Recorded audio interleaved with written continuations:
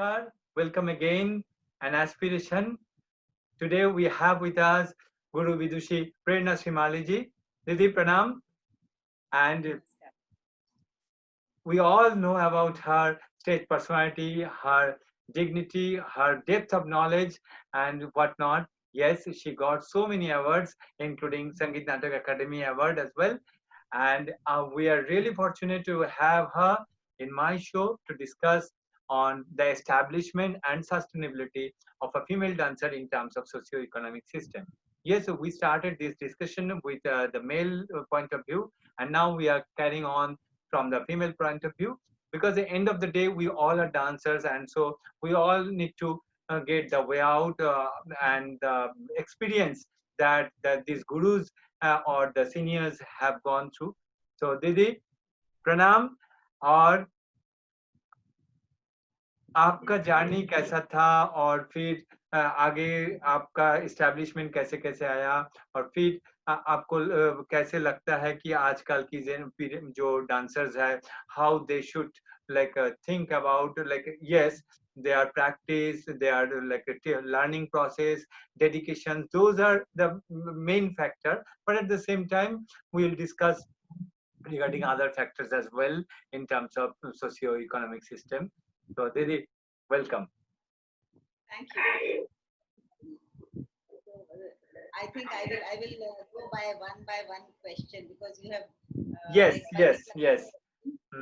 Like first of all, like I would like to know your journey in the field of Kathak, like how your like learning process started, your guru and your family support and those things.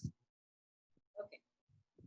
So I am from Rajasthan. I am in Jaipur, and I am from Jaipur, and dancing a Jaipur Gharana, so सब कुछ Jaipur है, और learning since my childhood, हाँ सब जय है.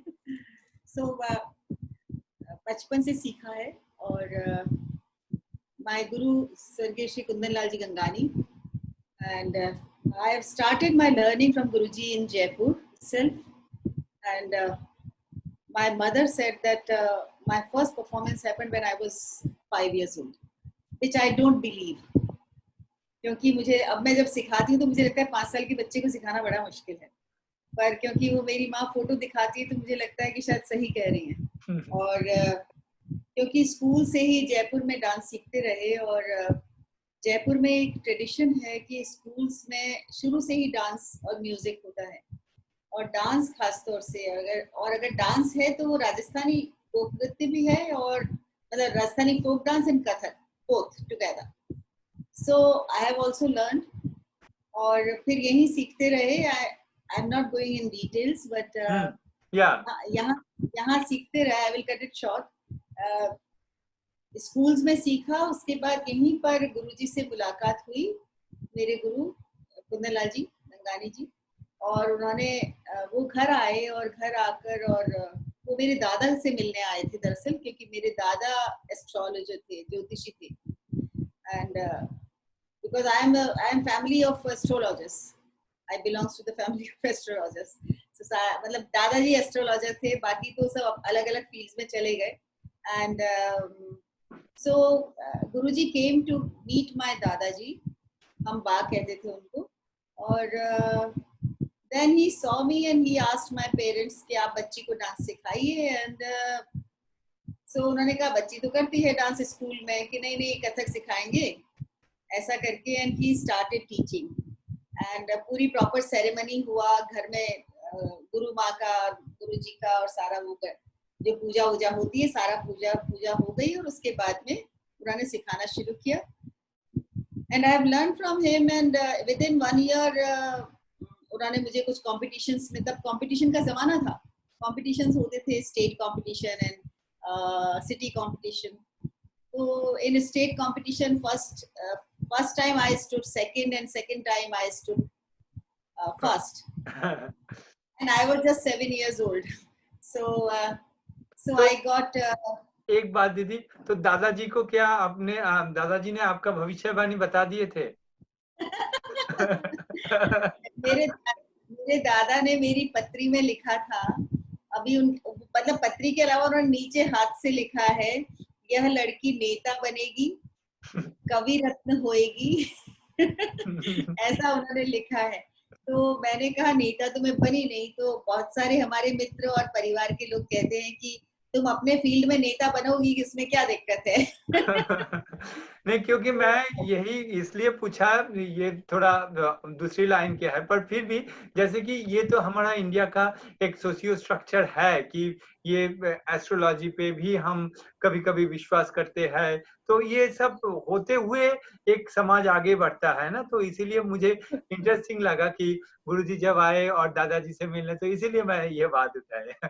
नहीं, हाँ, फिर तो आगे। और वो मतलब इस तरह से ऐसा ऐसा कुछ संयोग बना, और मैंने ऐसे सीखना शुरू किया, और फिर पढ़ाई भी साथ साथ चलती रही, और पढ़ाई प्रायोरिटी थी, क्योंकि पापा मम्मी ने कहा कि डांस भी करोगी पर पढ़ाई पहले जरूरी है। सो ऐसे सीखती रही, और फिर गुरुजी छोड़ के चले गए जयपुर, और तो मेरा डांस भी कुछ टाइम के लिए रुक गया, because I was very much attach to my Guruji. और बचपन से आप सीखते हैं ना, तो वो एक पिता स्वरूप हैं गुरुजी, और वो बिल्कुल इतना अफेक्शन हो जाता है, तो मैं किसी और को गुरु मानना ही नहीं चाहती थी। मतलब मैंने बीच में 2 साल गुरु गौरी शंकर जी से भी सीखा, जो बॉम्बे में थे और बहुत प्रसिद्ध गुरु, जिन्होंने पाकीज़ा की डांस कोरियोग्राफ किए हैं। तो वो उनसे सीखने का भी सौभाग्य हुआ। तो मुझे मतलब उनको गुरु मानने के लिए मुझे प्रॉब्लम हो रही थी, क्योंकि मेरे दिमाग में गुरु के नाम से एक ही छवि थी, और वो मेरे गुरुजी की थी। सो ये कुछ तो वो गुरु की ही देन होती है कि गुरु ऐसी छवि आपके अंदर बना देता है कि आप फिर किसी और को नहीं देख पाते उस जगह। सो एनीवे, मेरा डांस थोड़ा छूटा बीच में, मैंने 6-7 साल डांस बिल्कुल नहीं किया। I lost my interest, and I wanted to become initially a lawyer and then an IAS officer, और दोनों ही चीजें नहीं हुई और मैं डांसर बन गई। तो कितनी बनी वो भी पता नहीं, पर डांसर बन गई। एंड नहीं, अच्छा ही हुआ, क्योंकि अच्छा, लॉयर आईएएस ऑफिसर बहुत सारे हैं, पर नहीं नहीं, अच्छा डांसर। नहीं तो पता डांस नहीं वाले का अच्छा डांसर को मिस करती थी। पता नहीं। सो एनीवे, तो मैंने राजस्थानी फोक डांस भी सीखा, और वो भी किया, सीख कर किया कहना चाहिए, और कथक तो कर ही रहे थे। और गुरुजी चले गए, फिर थोड़ा छूट गया, फिर गौरीशंकर जी गुरुजी से 2 साल सीखा, और यहाँ जयपुर में गिरधारी जी महाराज हैं, जिनको हम पहले हम सर कहते थे, गिरधारी जी सर, उनसे भी सीखा। और इनफैक्ट मुझे वापस डांस में लाने में उनका बड़ा श्रेय है, गिरधारी जी सर का। और फिर मैं ग्रेजुएशन के बस जिस साल ग्रेजुएशन का फाइनल ईयर का एग्जाम दिया, उस साल मैं दिल्ली आ गई। मैंने वो स्कॉलरशिप का फॉर्म भरा, and I got the scholarship and admission in Kathak Kendra Delhi, and I did my diploma with top honours, and then specialisation in performance. उस समय 2 तरह से होता था, performance and teaching. So I You did took the in performance one, yeah. Yes. So I did my specialization with top honors, and so till then I was not sure that what I wanted to become, क्योंकि मेरे को तब तक ये लगता था, क्योंकि dance यहाँ जयपुर में करते थे तो सब बहुत तारीफ करते थे, तो मुझे लगता था मैं तो बड़ी अच्छी डांसर हूँ। दिल्ली आके पता चला कि इतनी अच्छी डांसर तुम नहीं हो और अभी बहुत सीखना है। जब दिल्ली आए और दिल्ली आके जब देखा कि समुद्र इतना बड़ा है और गहरा है, तो उसके बाद में फिर सीखना शुरू हुआ। और असल शिक्षा लास्ट के 2 साल जो मैंने और राजेंद्र गंगानी, हम दोनों ने एक साथ सीखा, मैंने और राजू ने, और हम दोनों की शिक्षा एक साथ हुई, और वो मेरे 2 बहुत प्रेशियस ईयर्स हैं, क्योंकि मेरा कोर्स 83 में खत्म हुआ, 78 में मैंने ज्वाइन किया कथक केंद्र, और 83 में कोर्स खत्म हुआ, एंड 84 गुरुजी डाइड। सो गुरुजी 16 जुलाई को उनकी डेथ हो गई, और सो दोस 5 years is a precious thing, जो मेरे पास बहुत ही अनमोल है कहना चाहिए। और मैंने जब स्पेशलाइजेशन खत्म कर लिया, तो मुझे समझ में आया कि मुझे तो डांस करना है, और मैं और कुछ नहीं करना चाहती हूँ। So it was quite late, I think. मुझे शुरू से अगर होता तो आपका एक डायरेक्शन बन गया होता शायद, पर मेरा उसके बाद बना। और और जब बना और इच्छा इतनी हुई डांसर बनने की तो गुरुजी नहीं रहे। सो ये एक कहना चाहिए थोड़ा सा मेरा दुर्भाग्य रहा, पर that's what, and after that I wanted to leave the dance because Guruji died. तो मुझे लगा कि अब तो ना आसमान है ना धरती है, तो अब क्या रह गया. So those initial days were very very dark, and but somehow मेरे पापा मम्मी ने बहुत सपोर्ट किया और I pulled it out, and so उसके बाद में फिर शुरू किया दिल्ली में रहकर ही काम, और दिल्ली में कोई सपोर्ट नहीं था, कुछ नहीं था, and because I don't belong to Delhi, तो हमारा कोई वहाँ रहता भी नहीं है, और घर से पेरेंट्स ने और फैमिली ने भी कहा कि भाई तुम अकेली कैसे रहोगी, and they were so correct कि वो दिल्ली में अकेले कैसे रहेंगे, और फिर कोई कोर्स भी आप नहीं कर रहे हैं, कोई स्कॉलरशिप आप नहीं ले रहे हैं, क्योंकि स्कॉलरशिप मिनिस्ट्री की स्कॉलरशिप पहले ऑफर होती थी, मतलब आप वहाँ तब अप्लाई नहीं करना होता था, नॉमिनेशंस होते थे, नाम दिए जाते थे। तो मुझे डायरेक्टर थे हमारे केशव कोठारी जी, तो उन्होंने कहा कि मैं तेरा नाम सजेस्ट करना चाहता हूँ। तो मैंने कहा क्या करना पड़ेगा, तो पता लगा कि गुरुजी से सीखना है, साथ में आपको रेपर्टरी में काम करना है, जो मैं नहीं करना चाहती थी उस समय। सो मैंने कहा नहीं, मुझे ऐसा नहीं करना है, and I refuse the scholarship. So वो भी, तो मेरे पास कोई वजह नहीं थी दिल्ली आने की, and Guruji said that Delhi आ जाओ। So I came to Delhi, और कोर्स खत्म होने के बाद, और उसके बाद गुरुजी चले गए, और फिर मैंने किसी तरह इस सदमे को निकाला, मैं अपने आप को निकाला, और सारे परिवार ने मदद की, and then I started with one first performance, जिसमें जो अलवर में हुआ था, और मुझे 1200 रुपए उसमें मिले थे, और उस 1200 रुपए में आना जाना रहना म्यूजिशियन सब शामिल था। और ये साल कौन सी साल, मतलब ईयर? 84 या 85 की बात, 84 की या 85 की बात है। और एक प्रोग्राम मेरे हाथ में था, क्योंकि उस प्रोग्राम का टेलीग्राम गुरुजी ने रिसीव किया था। फर्स्ट टाइम खजुराहो का परफॉर्मेंस मिला था, और उस समय खजुराहो बहुत बड़ी चीज होती थी। हाँ, Khajuraho is like a leveller, जहां आप पहुंच गए इसका मतलब आपने कुछ अचीव किया है, तो आपको वहां बुलाया गया, ऐसा एक लेवल होता था उस समय। और 6-7 महीने पहले उसका टेलीग्राम तो गुरुजी ने रिसीव किया था, और गुरुजी ने बहुत खुश थे उस बात से, पर गुरुजी फिर रहे नहीं। So that one performance I had after Guruji के, ये एक परफॉर्मेंस एक प्रेस्टिजियस मेरे हाथ में था, and I put my 200% in that performance, और मुझे फायदा हुआ उससे बहुत, क्योंकि I can't take dance non seriously, मेरे पास ये दूसरा विकल्प नहीं है, नो ऑप्शंस कि भाई डांस तो means a serious thing for me. So इसलिए वो एक पहला परफॉर्मेंस अलवर का किया, and the second performance I had this Khajuraho performance. तो और फिर खजुराहो तो चलते रहे। अच्छा था, खजुराहो तो डेफिनेटली अच्छा, मतलब बैकअप था सब मिला के। पर नहीं, मैं ये जानने का मतलब कोशिश कर रहा हूँ कि जैसे कि आपके उस समय में जो अलीगढ़ बोले ना क्या? अलवर, हाँ, अलवर राजस्थान, अलवर। राजस्थान अलवर। अलवर, तो आप दिल्ली में रहते थे, और फिर वहां से अलवर आने जाने में, और जो म्यूजिशियंस, क्योंकि मेरे ख्याल से तब तो रिकॉर्डिंग का कोई मतलब क्वेश्चन ही नहीं था, सब लाइव, तो ये सब क्या हो जाता था उस जमाने में, ऐसे जो परफॉर्मेंस में? हाँ, नहीं देखो, उस समय आज के मुकाबले तो बहुत सस्ता था, पर और फिर भी वो हो जाता कि नहीं, ये मैं पूछ रहा हूँ। मैं तुम्हें इसका उदाहरण ये बता सकती हूँ कि जब, क्योंकि हमें तो देखो, जब हम डांस सीखते हैं किसी भी, चाहे प्रोफेशनल स्कूल में भी सीखें, अभी हिंदुस्तान में कोई भी स्कूल ऐसा नहीं है डांस का, इंक्लूडिंग कथक केंद्र, बिकॉज मैं तो स्टूडेंट हूँ और वहाँ सिखाया भी है, कि जो आपको ये सिखाए कि डांसर एज अ प्रोफेशनल कैसे बना जाता है, म्यूजिशियन से कैसे बात की जाती है, आप कैसे कैसे स्टेज पर आएंगे, ये ट्रेनिंग तो हमारे पास होती ही नहीं है। हाँ, वही।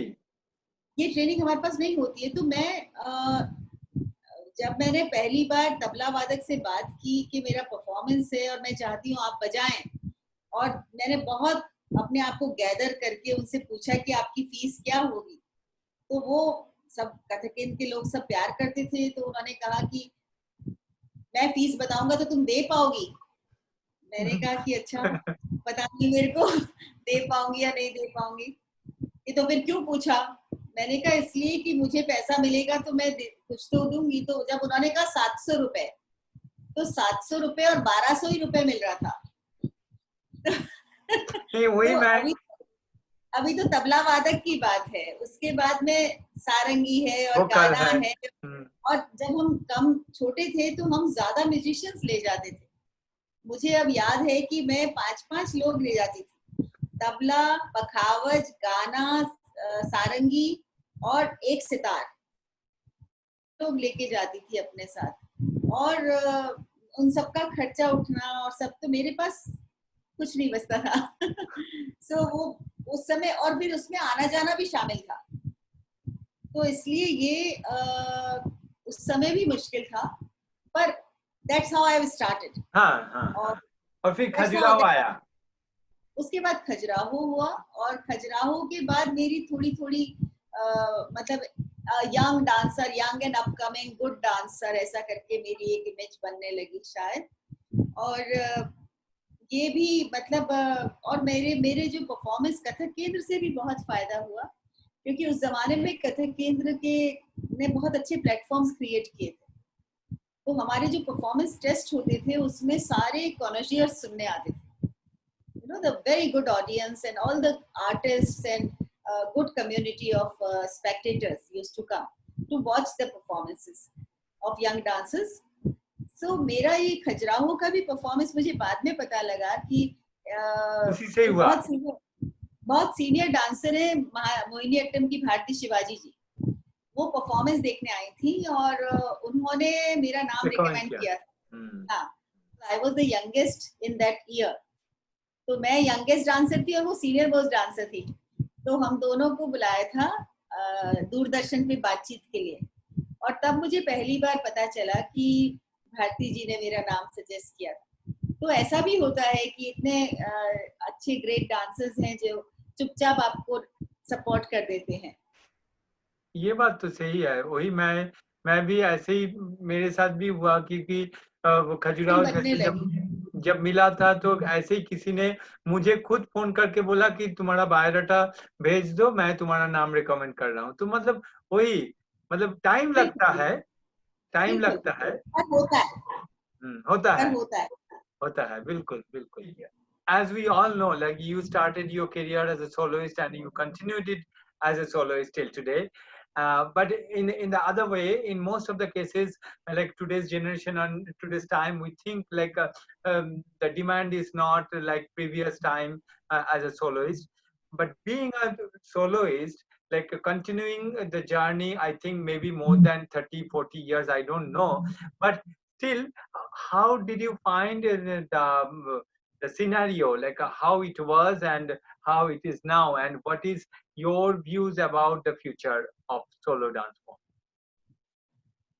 Look, as I was talking to you, that I wanted to become a solo dancer, and my Guruji was always after his mentality and his fixation is to create solo dances. And so, as I told you, that I imbibed that feeling, and somehow there is inner Art. desire to become a solo dancer and to dance all over the world. ऐसा था मन में. And those days when I was just coming into the career, it was not the group compositions and choreographic compositions were not much in the scene.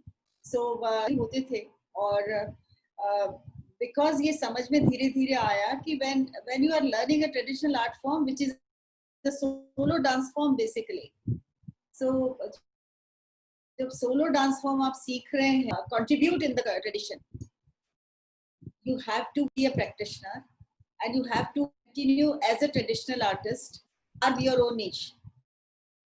अपनी जगह आप आपको उस tradition में रहते हुए बनानी है तो आप उस ट्रेडिशन को आगे फर्दर ले जा सकते हैं. So I was very much of that idea and मुझे अच्छा लगता है कि because according to me traditions never get old. परंपराएं कभी पुरानी नहीं होती हैं, वो पुनर्नवा हैं, वो अपने आप को नया करती चलती हैं हर हालत में, because they are like a flowing river that एक बार आपने हाथ डाला, yes continuous flow है कि आपने एक बार पैर डाला उसके बाद वो पानी निकल गया, दूसरी बार पैर डालेंगे, हाथ डालेंगे तो पानी दूसरा है, you know, so the traditions never gets old. So वो हमेशा नई होती चलती हैं, वो अपने environment से, अपने आसपास से influence होती हैं और अपने को enrich करती चलती हैं और आपको enrich करती हैं.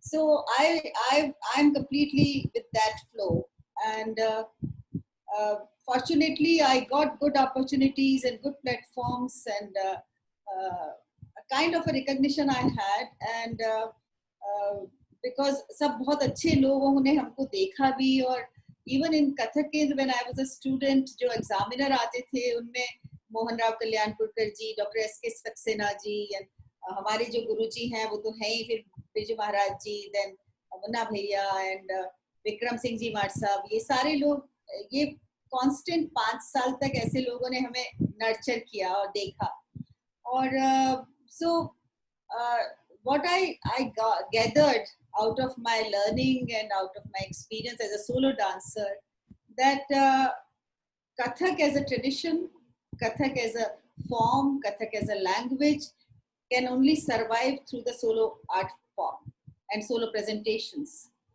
Why? Because solo dancing is a complex form.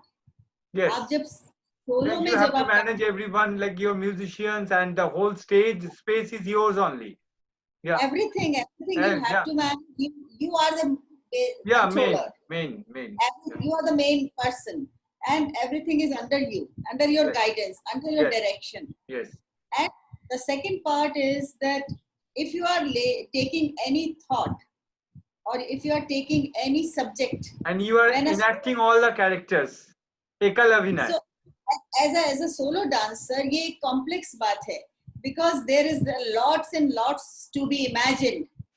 जबकि group compositions में क्या होता है कि imagination की जगह कम है. Yes, वो दिखता है सबसे. क्योंकि आप हर चीज सामने खड़ा कर देते हैं. हाँ. और जब आप सोलो हैं तो अगर मान लीजिए मैं नायक कर रही हूँ तो नायिका आप इमेजिन करेंगे या मैं नायिका कर रही हूँ तो आप नायक को इमेजिन जो dancing body is not there. They are not there. Yeah. So the image, just the आभास है उसका और आप एक तरह का सिंबोलिज्म है कि आप जैसे ही, तो ये जो कॉम्प्लेक्सिटी है ये मुझे अट्रैक्ट करती है. So मुझे शुरू से, और जयपुर घराना is known for complexities as you know that. So उसमें कॉम्प्लेक्स, चाहे वो जयपुर घराने की गायकी हो, चाहे वो उसका नाच हो, कथक नृत्य हो या वो पखावज वादन हो, उसमें सब में कॉम्प्लेक्सिटीज हैं. लमछड़ परने होंगी और लंबी चीजें होंगी, कॉम्प्लेक्स फुटवर्क होगा. इस सब तो आदत पड़ गई शुरू से वही करने की. So ये मुझे solo dance form in comparison to group and choreography, because मैं कोरियोग्राफी करती हूँ, मैंने भी की है कोरियोग्राफीज, और जब कोई आइडिया आपको अट्रैक्ट करता है और जब कोई सब्जेक्ट आप डिमांड करता है, because I feel that if there is a subject always demands that भाई मुझे ग्रुप चाहिए या मुझे सोलो चाहिए, you know. So I'm not against the group choreography at all because it's a completely wonderful extension of this art form. और इतनी great choreographies हमारे यहाँ हुई हैं और इतने अच्छे choreographers हैं, and it's a completely different subject. Yes. Because solo और choreography को हमें compare करना ही नहीं चाहिए because both are two different streams. So बहुत सारे ऐसे dancers हैं जो group में बहुत बढ़िया करते हैं और solo नहीं कर पाते, या जो solo बहुत अच्छा करते हैं group नहीं कर पाते. You know, so those are different, completely different identities. So and entities also. तो ये मुझे लगता है कि I am attracted towards solo performance and मुझे लगता है if you are learning a tradition and if you are continuing in that, at after some point आपको उस ट्रेडिशन को कुछ कंट्रीब्यूट करना चाहिए, और उस ट्रेडिशन को में कुछ कंट्रीब्यूट करेंगे तो उसकी जो पेरिफेरी है उसको आप थोड़ा एक्सटेंड करेंगे, क्योंकि ट्रेडिशन Yes. मान लीजिए इतने घेरे में है तो आपने उसको एक्सपेंड किया, तो उसको एक्सपेंड आप तभी कर सकते हैं जब आप उस ट्रेडिशन की अपनी लैंग्वेज में जा रहे हैं और उसके बाद आप उसमें एक रास्ता निकाल रहे हैं. दैट बिल्कुल. Is a more difficult and complex way to Yes. Carve your own niche. Yes. तो अपना नाम बनाने के लिए, अपना काम दिखाने के लिए ट्रेडिशन फॉलो करके जाना मुश्किल रास्ता लगता है मुझे. और वो तो क्योंकि है, हाँ, क्योंकि मुझे ऐसा लगता ट्रेडिशन है. मतलब तो वो जो एक बना हुआ जगह है, एक बना हुआ रास्ता है, उसी में चलते हुए उसको एक्सटेंड करना तो definitely it's a very difficult job. ये इतना सॉलिड एक रास्ता हाँ, बना हुआ वो है, तुम कह ऑलरेडी रहे हो है ना ऑलरेडी उसमें. है. यस. मैं आपको अपनी आइडेंटिटी क्रिएट कर लेना इज नॉट अ जोक. ना. No. It is a tough task. It is a tough yes. Task. Yes. इसलिए अगर कोई ये कहता है अरे भाई ट्रेडिशनल नाचते हैं नाम हो गया, नो, बहुत नाम मुश्किल से हुआ, होता है. नाम हुआ वो भी तो, क्योंकि सभी तो वही नाचते हैं, तो बस वही किसी का अगर नाचते हैं. नाम हुआ तो कैसे नाम हुआ वो तो सोचने की बात है. सोचने की बात है. बिल्कुल. वो ज्यादा सोचने की बात है. बिल्कुल. क्योंकि बिल्कुल. हाँ, ये कहना कि ट्रेडिशनल नाच लिया भैया हो गया नाम, नहीं होता है ऐसे.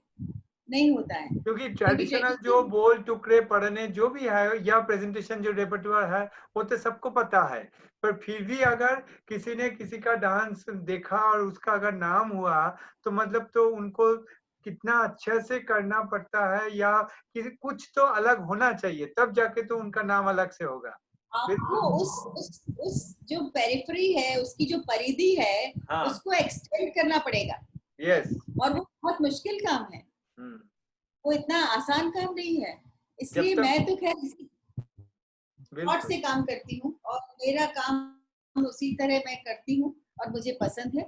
और मैंने ग्रुप भी वर्क जब किया है तो उसमें मैंने, जब मुझे किसी आइडिया ने बहुत अट्रैक्ट किया है, और इंटरेस्टिंग बात मैं आपको ये बता सकती हूँ कि मेरी बहुत सारी कोरियोग्राफीज जो हैं वो पहले मैंने सोलो नाची हैं. अकेले कंसीव सोच जो है वो सोलो की तरफ ही है.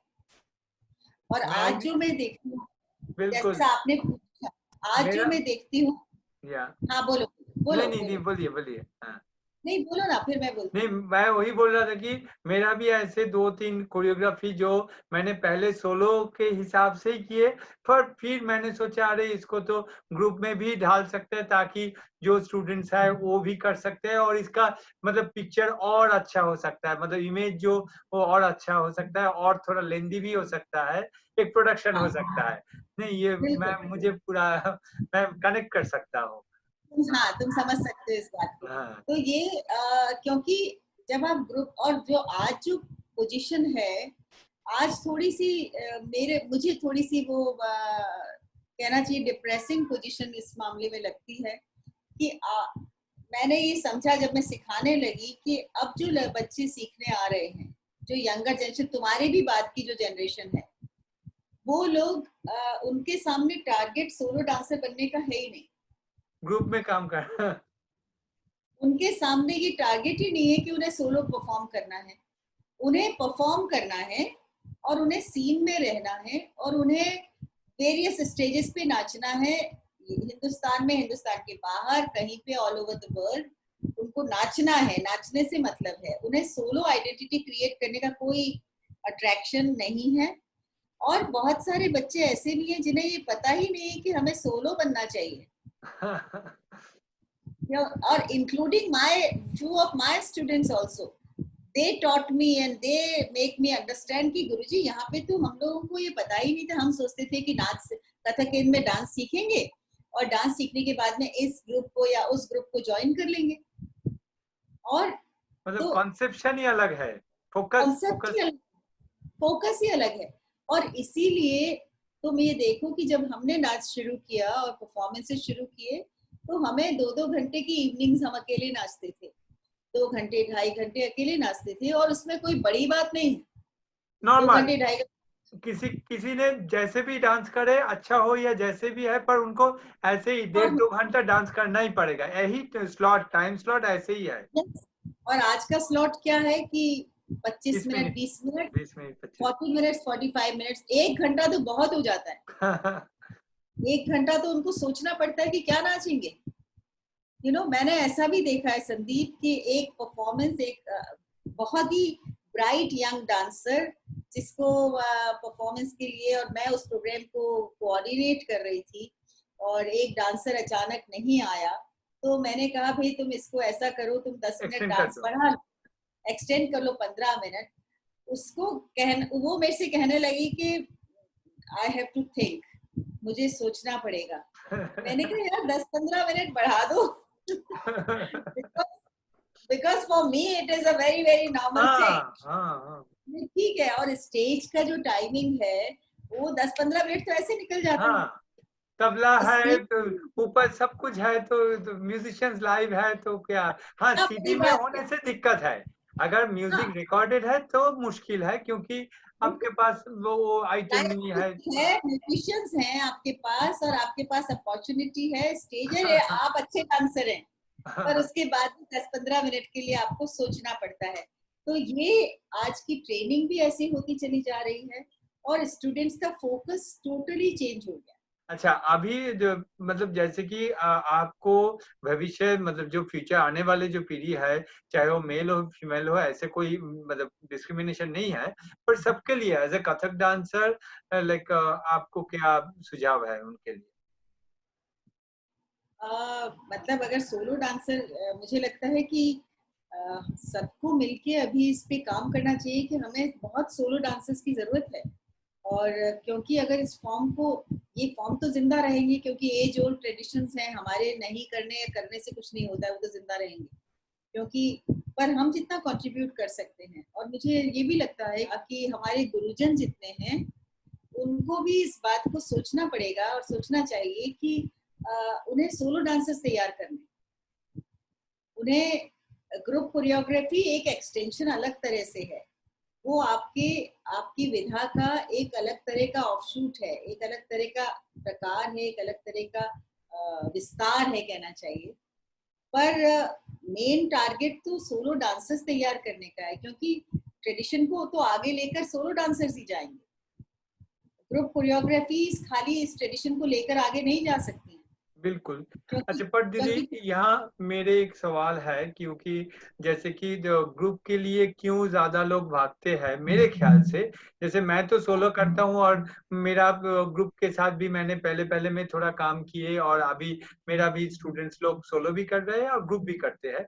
पर मेरे ख्याल से ग्रुप में क्या होता है कि एक तो डिमांड रहता है, क्योंकि जो आजकल ऑर्गेनाइजर जो भी है, जो अच्छा क्लासिकल फेस्टिवल्स होता है उसमें तो सोलो ठीक है, चलो वो लोग सोलो के लिए बुलाते हैं। पर नॉर्मल जो बाकी जो प्रोग्राम्स होते हैं ना, तो उसमें ज्यादातर ग्रुप का डिमांड रहता है। और दूसरी तरह से क्या होता है कि एक सोलो डांसर बनने के लिए उनका जितना मतलब लगन और जितना टाइम देना पड़ता है, वो अभी पता नहीं कि जो लोग दे पा क्यों नहीं पाते, वो अलग बात है, पर देना पड़ेगा। और उसके साथ-साथ उनको पेशेंस भी इतना होना चाहिए, ताकि उनको सब कुछ सँभालते हुए, वो टाइम लगता है। सोलो का जो जर्नी है, जैसे कि वो नाम भी अपना आइडेंटिटी खुद बनता है, अपने नाम से आइडेंटिटी बनता है, पर उसके साथ-साथ टाइम भी बहुत लग जाता है। और ताकि उसके लिए आपको मतलब क्या सजेशंस है, ताकि वो कैसे अपना मतलब फ़ोकस्ड कै किस तरह से, मतलब ये आपके हिसाब से क्या नहीं, होने चाहिए? मुझे ऐसा लगता है कि आज की जनरेशन, जैसा आप कह रहे हो कि बहुत जल्दी में है, सबको, किसी को पेशेंस नहीं है, किसी को टाइम नहीं है, सबको बहुत जल्दी नाम चाहिए, पैसा चाहिए, काम चाहिए, सब एक साथ चाहिए। और ये कलाएं जल्दबाजी में नहीं आती हैं। हुँ, क्योंकि दूसरी बात ये है कि अगर आपको अपना नाम बनाना है तो आप तो सोलो के अलावा तो कोई रास्ता है ही नहीं बिल्कुल, किसी नहीं भी तो तरह ग्रुप का से। नाम होगा। तो आप, हाँ, ग्रुप का नाम होगा या ग्रुप के लीडर का नाम होगा, आपका नाम तो नहीं होगा। तो बिल्कुल, अगर आपको अपनी आइडेंटिटी क्रिएट करनी है तो आपको सोलो नाचना पड़ेगा, और वो कुवत सोलो नाचने के लिए बहुत भारी मेहनत की जरूरत होती है, क्योंकि एक स्टेज को और पूरी ऑडियंस को अपने से पकड़ लेना कोई आसान बात नहीं है। बिल्कुल। ये इतना आसान नहीं है जितना हम, ग्रुप में तो आपको चिंता नहीं है, क्योंकि आपके साथ बहुत सारी बॉडीज हैं, अच्छा दीदी, जैसे आप बता रही थी कि डेफिनेटली सोलो डांस फॉर्म को कैरी करना ये फ्यूचर जनरेशन का एक रिस्पॉन्सिबिलिटी है, but at the same time उनको मतलब जीवन बिताने के लिए भी तो उनका कुछ सपोर्ट चाहिए। जैसे कि अगर ग्रुप में काम करे तो उनको वहां से कुछ मिल जाता है, तो उससे वो उनका काम चलता है, लाइफ चलता है। पर initially specially in students life, पर ग्रुप सोलोइस्ट अगर बनना है तो उनको तो ऐसे क्या रास्ता होने से, चाहे वो सिखाए या क्या करे, या वो उसके लिए अगर आप कुछ दिशा बता सकते हैं। देखो, तुम बहुत बहुत इम्पोर्टेंट सवाल कर रहे हो और ये सवाल जरूरी भी है, क्योंकि आफ्टर ऑल जीवन तो जीना है। पहले जो गुरु शिष्य परंपरा चलती थी उसमें बहुत अच्छा था, मुझे लगता है कि आप गुरु के घर में रहिए, सारी चिंता गुरु की, वरना आपको कुछ चिंता करनी ही नहीं है। आपको सिर्फ डांस करना है, मेहनत करनी है और बिल्कुल। अपना समर्पण करना है। बस। वो बहुत आइडियल स्थिति थी जो अब नहीं है। जब मैंने भी जब अपना करियर शुरू किया तो मेरे पास तो कमाने का कोई साधन नहीं था और मैं सिखाने में भी इंटरेस्टेड नहीं थी, मैं सिर्फ डांस करना चाहती थी।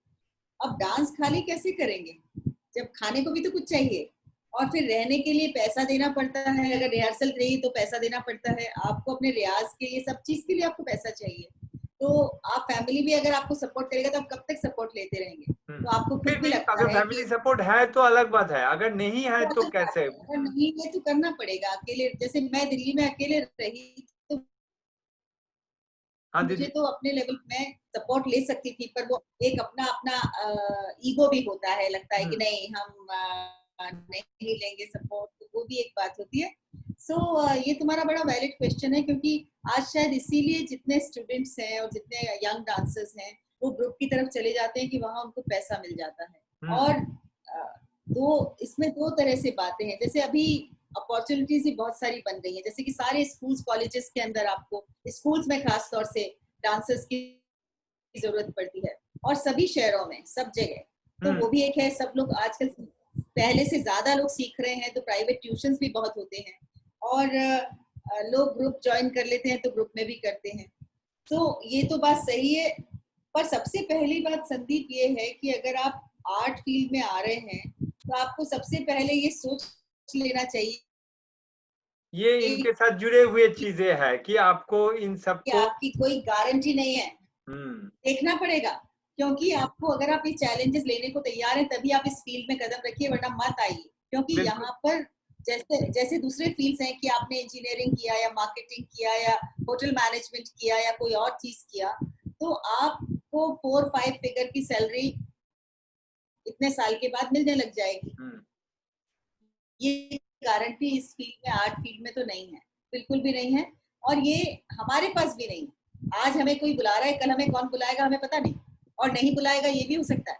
तो इसलिए ये अनसर्टेनिटी तो बनी है। जैसे मेरे पापा ने एक बार कहा था कि बेटा आपका फील्ड जो है वो ऐसा है कि चातक की बूंद की, मतलब नक्षत्र है पानी। कि चातक बैठा हुआ है, जब बूंद गिर जाएगी तो देखेंगे, नहीं तो नहीं। सो ये इनसिक्योरिटी तो इसमें पूरी तरह से है, इससे मैं डिनाई नहीं कर सकती, और ये जरूरत भी बहुत ज्यादा है। दूसरी एक और बात है, वो ये कि आज जो डांसर्स हैं, यंग जो बच्चे हैं, उनकी जरूरतें भी बहुत ज्यादा हैं।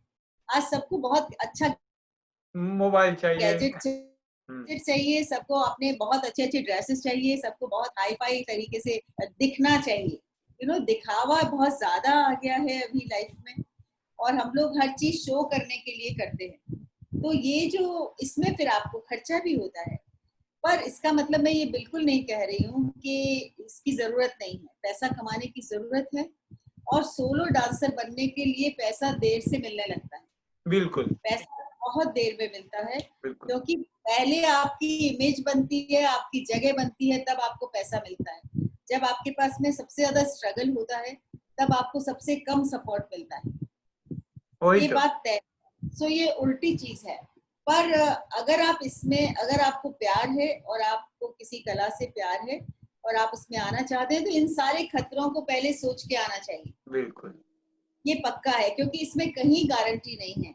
आज पहले से बहुत ज्यादा अपॉर्चुनिटीज हैं, बहुत ज्यादा प्लेटफॉर्म्स हैं, बहुत ज्यादा लोग सीखने लगे हैं, पहले से ज्यादा लोग डांस और म्यूजिक के लिए इंटरेस्टेड हो गए हैं।